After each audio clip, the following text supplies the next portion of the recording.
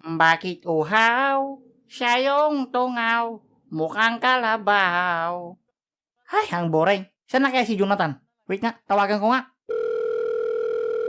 Hello, Jonathan? Okay, Nam. Saan ka na? Akala ko ba mag-alak pa tayo? Hello, Douglas? Hello? Bakit ganyan busis mo? Okay ka lang ba? Ang lakas ng tama mo ngayon ah. Kagabi nasa spaceship ka lang, ngayon busis babae ka na.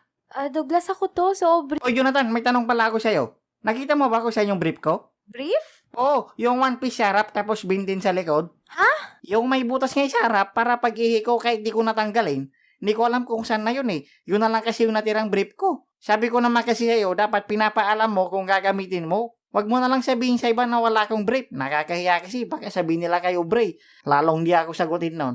Saan ka na? Hoy, Douglas, ako to, sobre. O bre? Oo, namali ka ata ng tawag. Ha?